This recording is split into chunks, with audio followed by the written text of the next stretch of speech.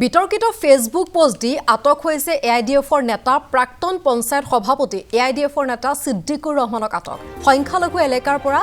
অসমীয়া জিয়ৰী বুৱাৰীক লৈ যাবলৈ দিছিল ভাবুকি কোনো অঘটন হলে 30 সংগঠন দায়ী হ'ব বুলি দিছিল এটা ফেসবুক পোষ্ট আৰু ঢিং আৰক্ষীয়ে বটদ্ৰৰ ৰামপুৰ সত্ৰৰ পৰা আটক কৰিছে সিদ্দিকুৰক সম্পত্তি ঢিং আৰক্ষী থানাত সোধাপোছা অব্যাহত ৰখা হৈছে সিদ্দিকুৰ ৰহমানক আৰু মুহূৰ্তত ND24 দৰ্শকক আমি পুনৰবাৰ জনাব বিচাৰিছো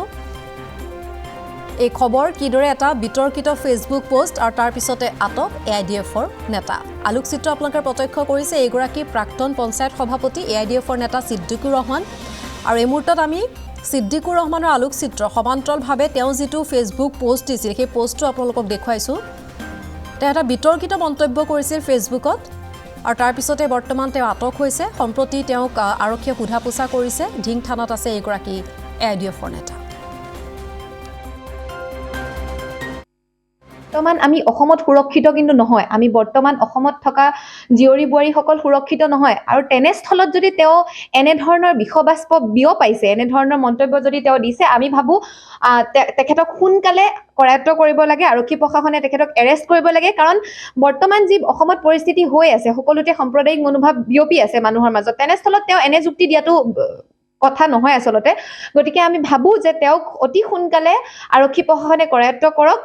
কাৰণ তেওঁ এক ভাবুকি প্ৰদান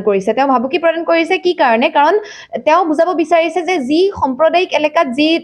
বুৱাৰী জিয়াৰী কাম কৰি আছে তেওঁলোকক হয়তো বহু বেয়া ধৰণৰ অৱস্থাও তেওঁলোকৰ লগত কৰিব পাৰে তেওঁ যেহেতু হেনে মন্তব্য কৰিছে আৰু তেওঁ জেদত পৰি হয়তো তেনে ধৰণৰ কাম কৰিও পেলাব পাৰে গতিকে চৰকাৰলৈ এটাই অনুৰোধ যে তেওঁলোকে আমাৰ যি কৰ্মৰত সংখ্যালঘু এলেকাত যি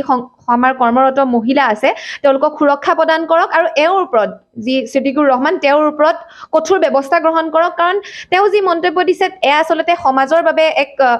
সুস্থিৰ পৰিস্থিতি সৃষ্টি নকৰিব মই জাষ্ট গম পাইছোঁ ষ্টেটমেণ্টটো তেখেতৰ সিদ্দিকুৰ ৰহমানৰ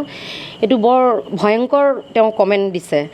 যিটো কমেণ্ট ইয়াত মানে আমি কোনো ফিলিংছ কৰা নাই হিন্দু নাই মুছলিম হিন্দু আৰু মুছলিমৰ মাজত আমাৰ গুড ৰিলেশ্যন কৈছোঁ তেওঁ আজি এইটো দি দুটা গ্ৰুপৰ মাজতে ডিভিশ্যন কৰিব বিচাৰিছে আৰু আপোনাৰ যিমান আমাৰ এয়া এৰিয়াত মানে বহুত দূৰৰ পৰা উজনি আপাৰ লোৱাৰ চবৰ পৰা আহি মানুহে ইয়াতে মানে কৰ্মৰ ক্ষেত্ৰত চাকৰি বাকৰি কৰি আছে আৰু মেইন কথা হ'ল ঢিং বহুত ছেফটি জেগা বটদ্ৰৱা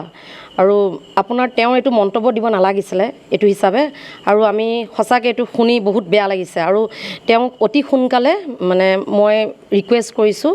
তেওঁক ইমিডিয়েট এৰেষ্ট